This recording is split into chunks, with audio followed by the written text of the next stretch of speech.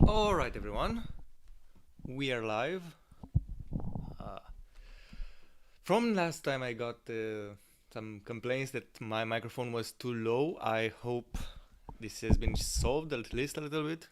I've significantly increased the gain, but I'm not sure it will be enough. I'll try to speak louder. Alright. So, since the stream is started and no one is in the chat, I'll just tell you that, yeah, my day so far has been pretty good. I've been reading a bit, I've been writing scripts for some new videos. Sorry about that.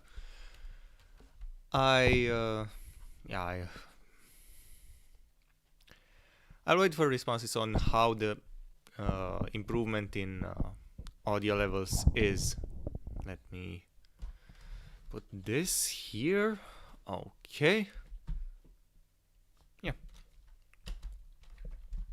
everything should be alright now. So, nope, nope, nope, nope, nope. Wrong document. Sorry about that.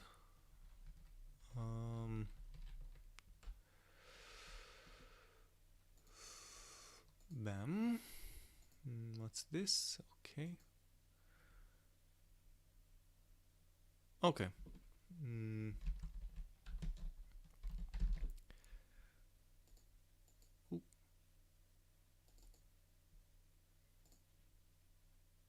Yep. Something's not right. Excuse me as I...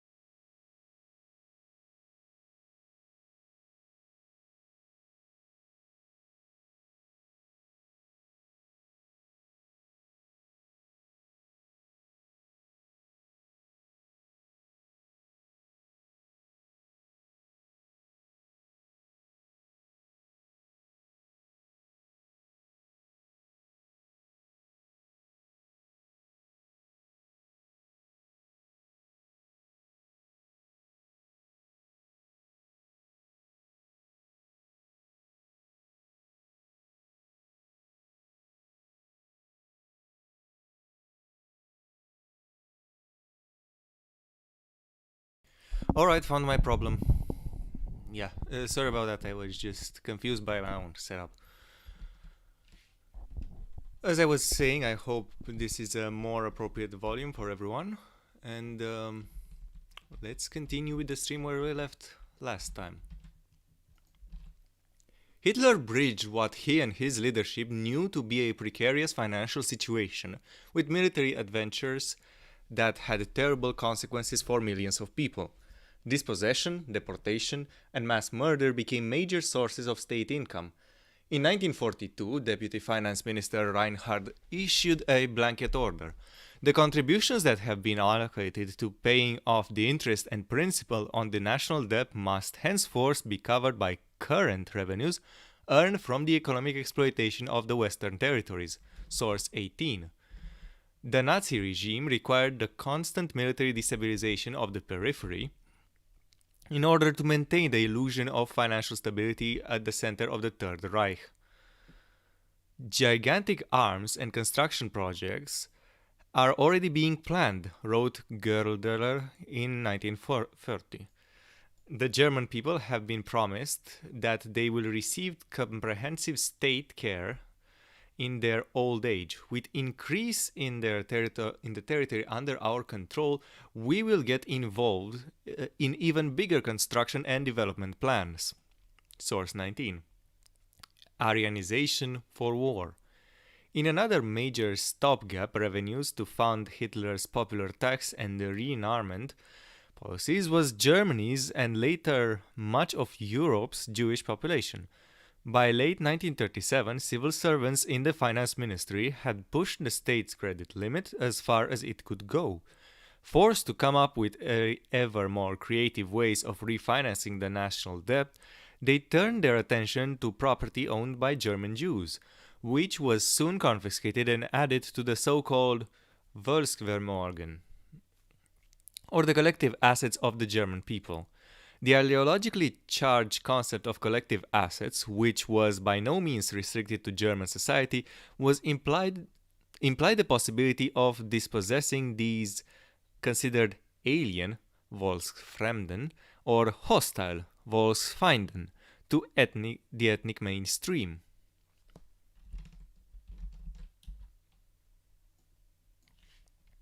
Alright, let me highlight this with another highlighter because this will be useful for something else I'm planning. Or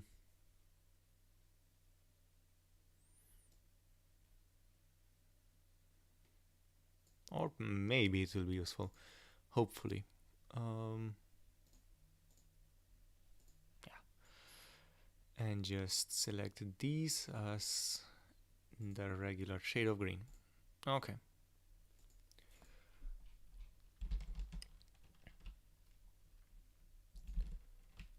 Prior to 1937, Jewish civil servants, business people, doctors, and white-collar employees had been the targets of discriminatory legislation. Many people lost their jobs, careers were ruined, flourishing businesses were forced into emergency liquidation, and Jewish participation in commercial life became subject to constant harassment in a variety of locally specific forms. All these measures were intended to convince Jews to leave Germany. Wherever finance and customs authorities could, they exploited the state-created plight of German Jews with punitive emigration levies and even ever tighter restrictions on taking currency, stocks, stamps, jewelry, gold, silver, precious stones, artworks, and antiquities out of the country. Meanwhile, private citizens were busy Aryanizing Jewish-owned businesses and real estate, buying them up in deals that were partially voluntary and partially forced by state encouraged and societal terror. But up until late 1937, it would be incorrect to speak of a systematic dispossession of Germany's Jewish citizens. Jews retained control over their life insurance policies and stock portfolios, and they were still allowed to choose how to invest their money. What they faced was an increasingly well-organized, though piecemeal, state confiscation of assets, made worse by the willingness of tens of thousands of ordinary Germans to exploit the suffering of a disadvantaged minority. Following the Anschluss of Austria in March 1938, the confiscation of Jewish property progressed with furious rapidity. On March 19th, Hitler's personal economic advisor, Wilhelm Kepler, was appointed the Reichscommissioner for Austrian Affairs. That same day, Göring presented Kepler with 3 key tasks: exploiting Austrian natural resources, bringing wage and price levels under control, and Aryanizing the Jewish-owned businesses. The Aryanization of economic enterprises in Austria, Göring wrote, will likely be required on an even larger scale than in the Old Reich. Carrying out this process quickly and professionally, Göring emphasized would be crucial to the success of Germany's arms buildup. Source 20. A glance at the general state of Reich's finances in early 1938 shows that German armament programs were underwritten to a significant extent by 12 billion marks worth of promissory notes. The notes were signed not by the government but by a fictional private enterprise, the Metallurgic Research Association, to conceal the extent of the debts the state was running up. Source 21. The trick was the brainchild of Hjalmar Schacht in his dual capacity as economics minister and Reichsbank president. The notes were scheduled to come due in 1939.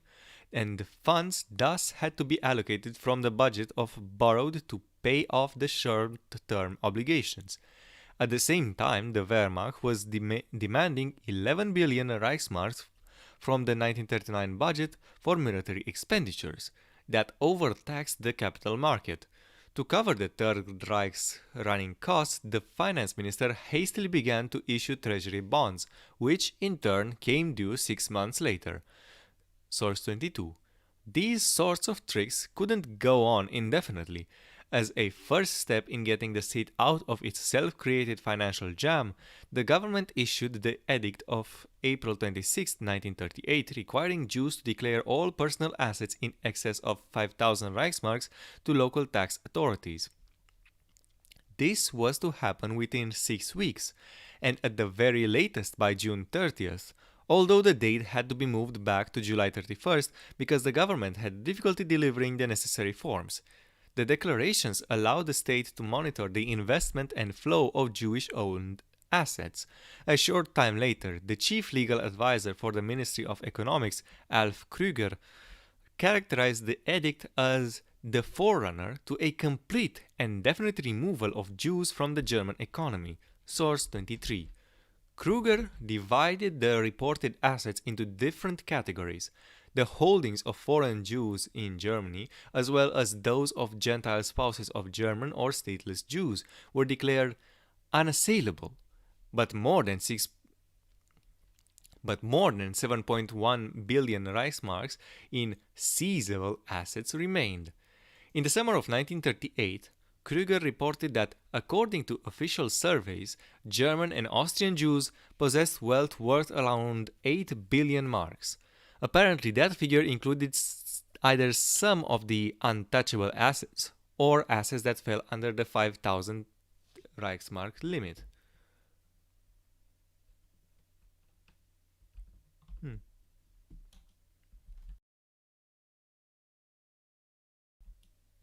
Oopsie.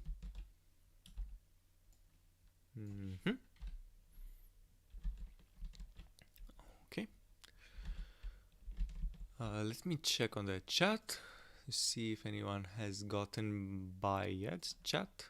And okay, at least one viewer I have. Perfect. Welcome. Now let's continue with the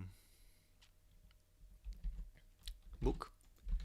Despite the size of these sums, German Jews in general were not particularly wealthy. In Hamburg, for example, only 16% of German Jews possessed assets that exceeded the limit. But even less affluent Jews, like many other German citizens, contributed to pension plans and health life and disability insurance funds. If we assume that half of the 700,000 Jews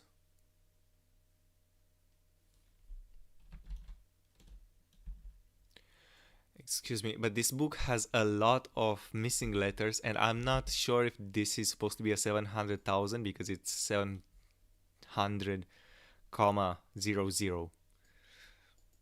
Let's just say that they were 700,000. Living in Germany and Austria in 1938 had claims to professional entitlements averaging 1,500 Reichsmarks, more than 500 million marks in Jewish entitlements, fell to the Aryanized social welfare state after forced emigration and deportation. The state could then use this money to reduce subsidies to social benefits programs or raise benefit levels for the German population.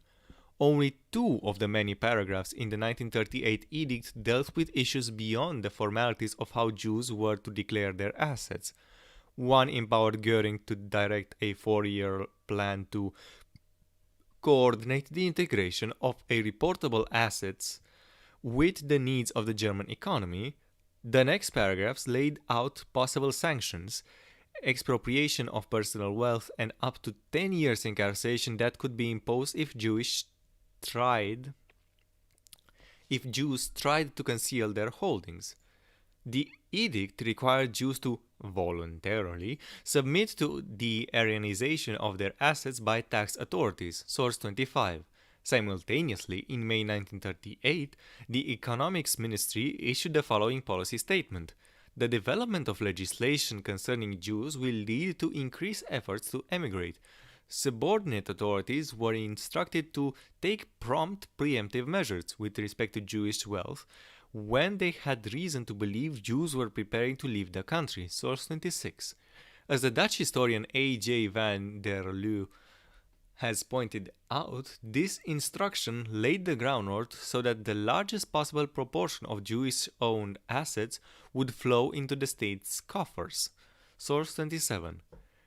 3 days after the edict was issued, on April 29th, 1938, Göring called a conference of government ministries.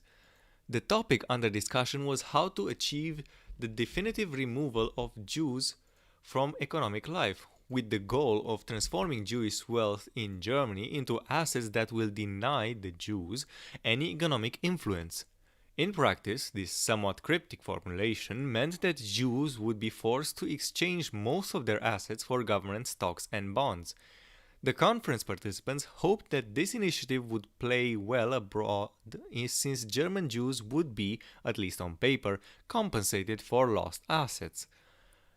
In the form best suited to the purpose, the issuing of government bonds. Source 28.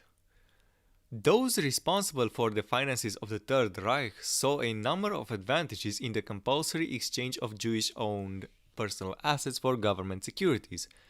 In mid-June 1938, the government was forced to redeem 465 million Reichsmarks of its own bonds to prevent the currency from plummeting.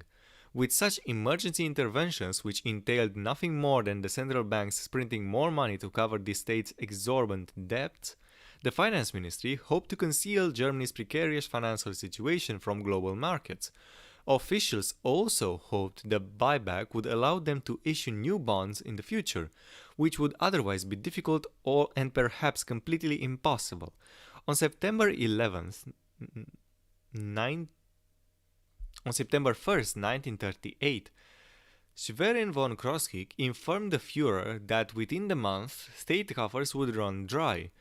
Issuing more bonds, von Kroskig insisted, was not an option, since potential investors favored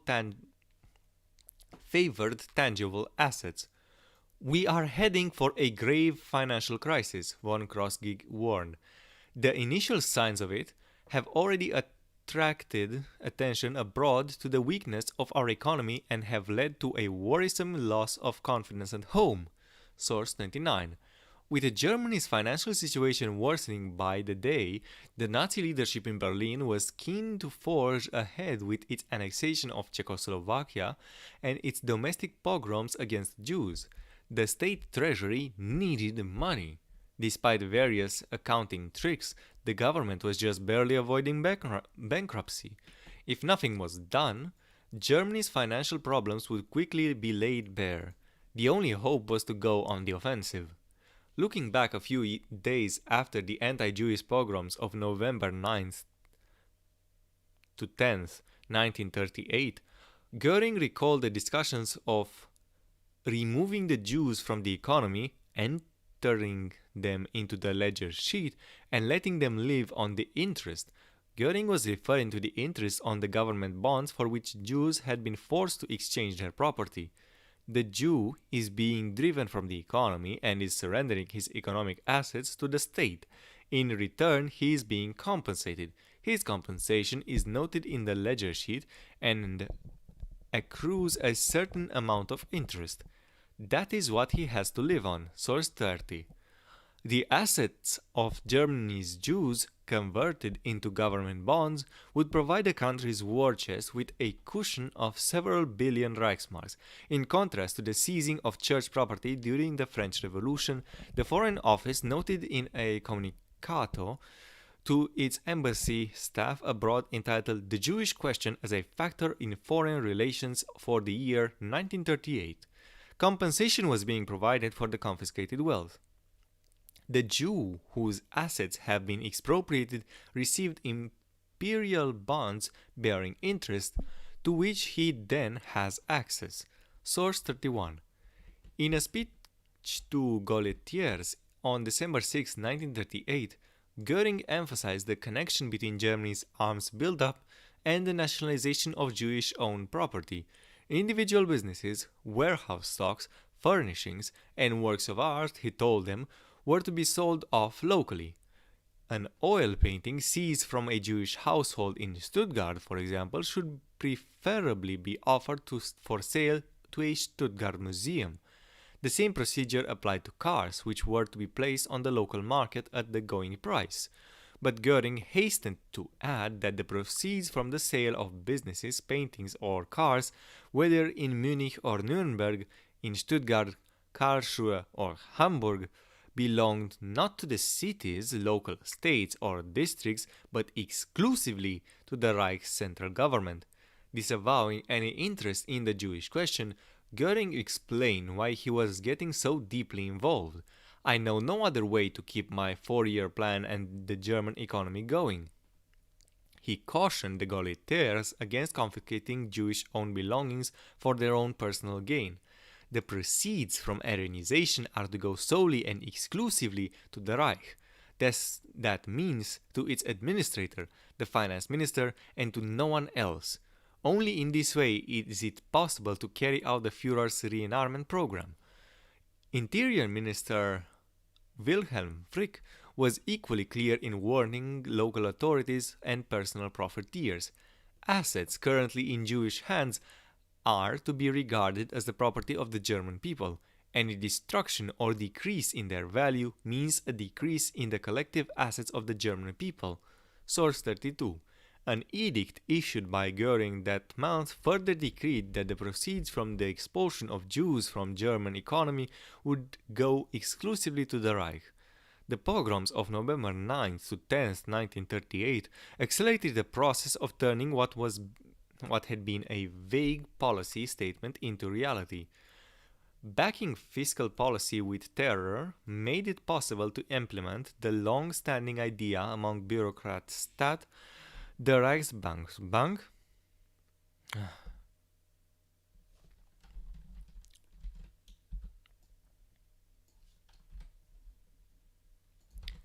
among bureaucrats that the Reichsbank, the finance ministry, and elsewhere of forcing Jews to convert a sizable proportion of their assets to government bonds. This process served as the model for ambitious Aryanizer throughout Europe. Citizens were soon able to purchase confiscating Jewish property not just in Stuttgart but in Prague, Amsterdam, and Paris. Aryanized assets were usually sold off to residents by local authorities, and most of the proceeds were directed in accordance to the 1938 model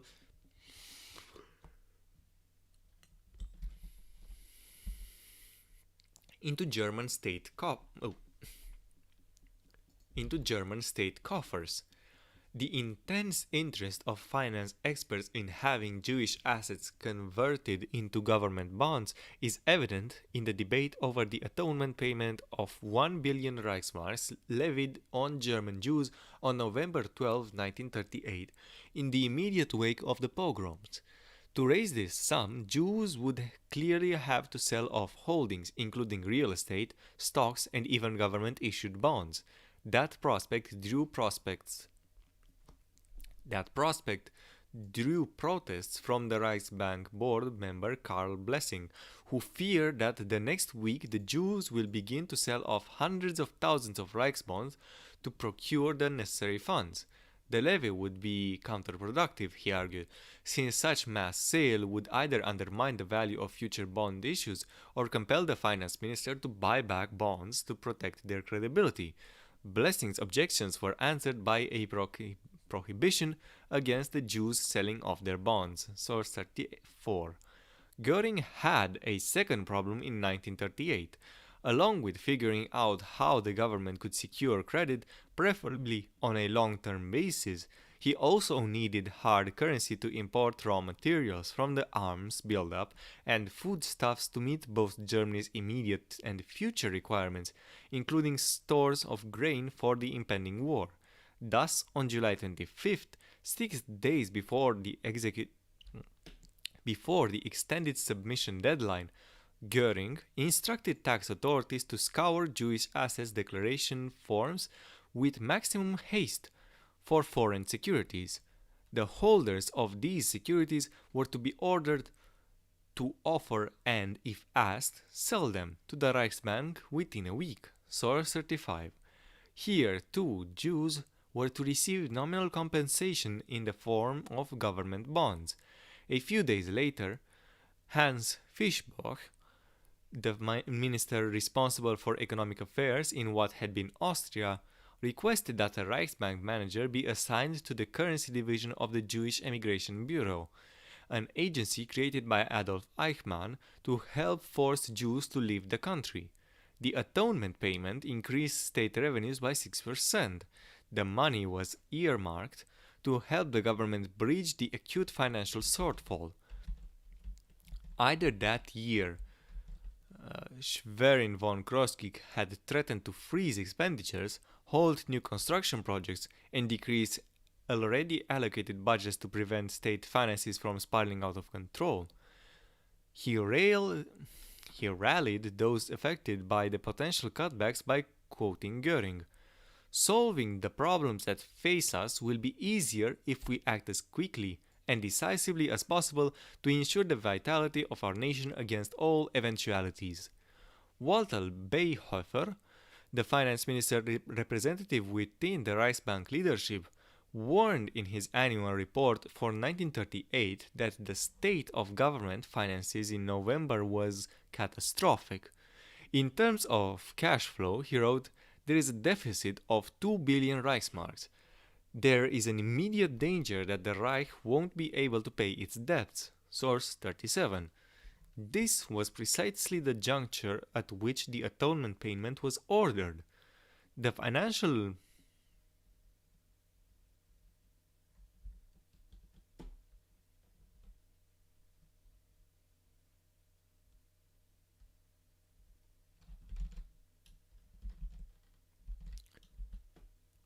with all due respect, I don't understand this word at all.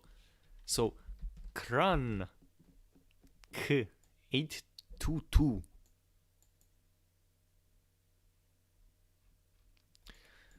This book, man, this book.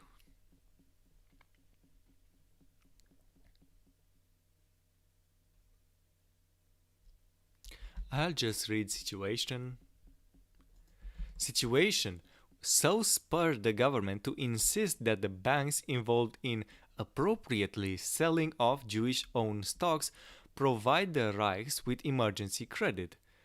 The desperate need for funds prompted Alf Kruger, the official responsible for Jewish affairs at the Economics Ministry, to focus on liquid assets in his calculations of reported Jewish wealth. Such assets, which excluded real estate and business assets, totaled 4.8 billion Reichsmarks and could be easily confiscated. Source 38. On November 18, 1938, a Foreign Office representative jotted down the following bullet points during a speech Göring gave there. Reich's finances in extremely critical condition. Short-term relief, firstly from the billion demanded of Jews, and also state profits from Aryanization of Jewish businesses. Source 39. Okay, let me see for a moment how much more is there in this chapter. 2 pages, 6, 7, quite a while. Oh my. So 87 and I was at 60. Okay, I don't think I'll finish today. Let's see. I can read until the next subchapter, but everything after that I'm leaving for tomorrow. Okay. The specifics as to how Jews were to make the atonement payment quickly followed. In a decree on November 21, 1938, the finance minister ordered all German Jews required to declare their assets under 5,000 Reichsmark ruled to hand over 20% of all holdings without receiving special notification that they were to pay local tax authorities in 4 installments on December 15, 1938 and 15th of February, May and August 1939. Source 40. The resulting 1.1 billion Reichsmarks that flowed into the state coffers were recorded as additional revenues. Ordinary income for the fiscal year 1938 to 1939 amounted to some 17 billion Reichsmarks. Receipts from the Jewish emigration tax and other anti-Jewish discrimination measures can be conservatively calculated at more than 500 million Reichsmarks. In sum, then, at least 9% of the operating revenues in the Nazis' total pre-war state budget, almost 1.5 billion Reichsmarks, came from the proceeds of Aryanization. Compulsory exchanges of currency and Jewish-owned stocks for state bonds, which never appeared on the finance ministry's books, added to the total. The immigration tax alone brought in around 1 billion marks between 1933 and 1945, the highest annual amount being 342,621,000 marks in the fiscal year 1938 to 39, the year in which state-sponsored pogroms led the greatest number of German Jews to flee the country. Source 41. Considering what a state today could do with a 9% increase in revenue that did not involve increasing the tax burden on its native citizenry, we can imagine what a relief the atonement payment and the other discriminatory financial measures against Jewish Germans must have been for the Third Reich's bookkeepers. The measures also seem to have gone down well with ordinary taxpayers. The Deutsche Steuerzeitung, a leading tax periodical, reported, "The revenues of the excise tax levied on Jews are going exclusively to the Reich, which will devote them to its general tasks and, in that sense, to the benefit of the German people." Source 42. The Security Service, perhaps overstating things, noted that, in contrast to the pogroms, the atonement payment met with approval throughout the populace. Source 43. After the war, Schwerin von Kroskig would write in his memoirs, "I personally signed off on the atonement payment, but that was where I drew the line." Source 44. The untruth of that statement is evident in the fact that once the war had begun, Schwerin von Kroskig himself signed a second decree raising the level of personal assets affluent Jews were required to hand over to the state from 20 to 25%.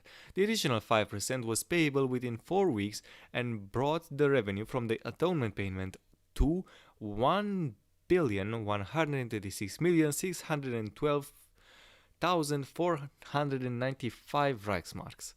The other sources put that total figure at approximately 1.2 billion. Source 45 star.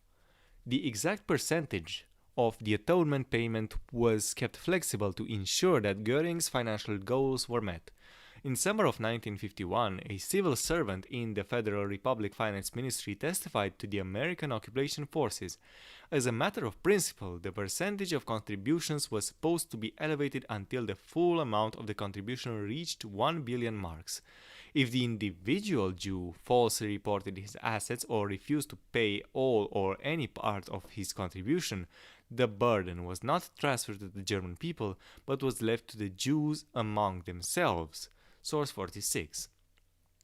Germany's major commercial banks played a crucial role in helping the government master its dire financial straits and maintain the programs that had made it so popular. On November 14, 1938, the Credit Division of the Economics Ministry invited the boards of directors of the 5 biggest Berlin banks, Deutsche Bank, Dresdner Bank, Commerzbank, Reichskreditgesellschaft and Berliner Handelsgesellschaft, to a meeting. According to the protocol, the participants discussed Göring's decision to transfer the entirety of Jewish property and material assets from Jewish hands to state and later perhaps private ownership. The participants agreed that the state could raise an additional 5 billion Reichsmarks depending on market conditions, from the atonement payment and other anti-Semitic measures to be taken in that figure. But the bankers also foresaw a short-term problem. Banks were no longer issuing credit to German Jews because in the wake of political discrimination they had become bad risks. Thus, Jews would be forced to sell stocks, jewelry, and property to raise their shares of the mandatory payment, and that made the bankers nervous since the headlong rush to sell off 1.5 billion Reichsmarks worth of stocks would well cause a crash in the securities market.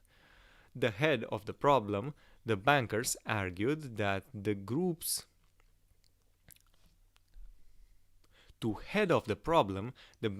argued that groups of stocks should be sold off slowly and cautiously to avoid unnecessary effort and to benefit the Reich.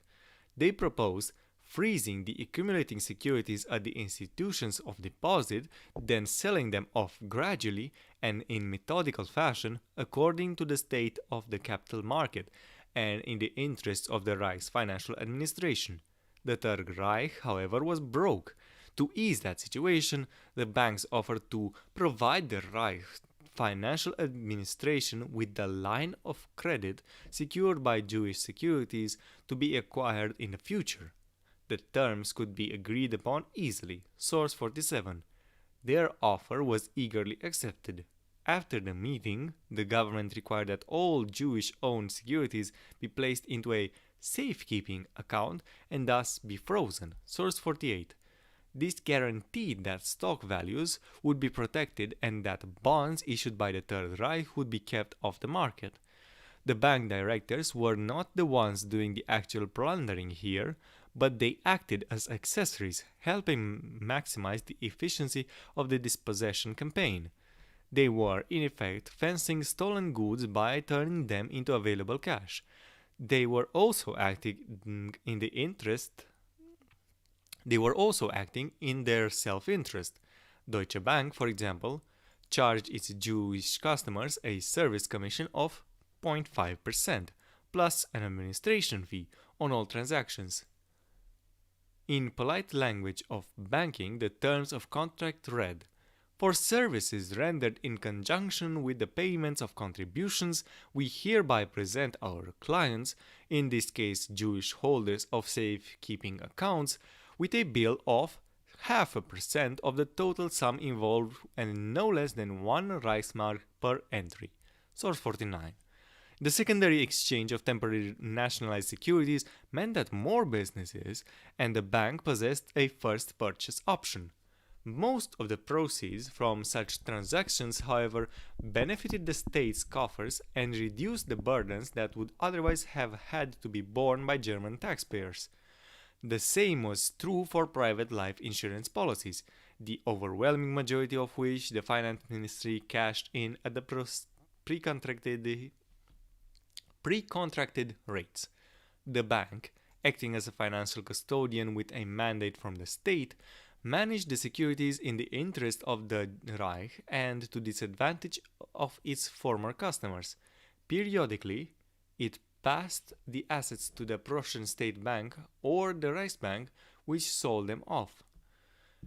Those two financial institutions reported the proceeds of such sales on a form entitled Trade-in of Securities for the Levy on Jewish Assets, which was submitted to the senior government advisor within the finance ministry. The ministry then transferred the corresponding sum of money into an advance receipts account, Jewish Assets Tax Security Division, maintained by the main accounting office. This procedure was adhered to up until the final days of the Nazi rule. Source 50. With the stock market rising until autumn 1941, revenues for the Reich also rose, at one point by more than 200%. Source 51. In addition, the Reichsbank later sold off securities on stock market in occupied countries such as France. Source 52. Alright. That mainly, let me see. Okay, perfect. And this, perfect.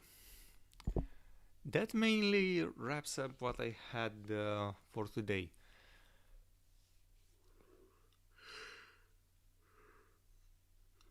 Yeah, sorry.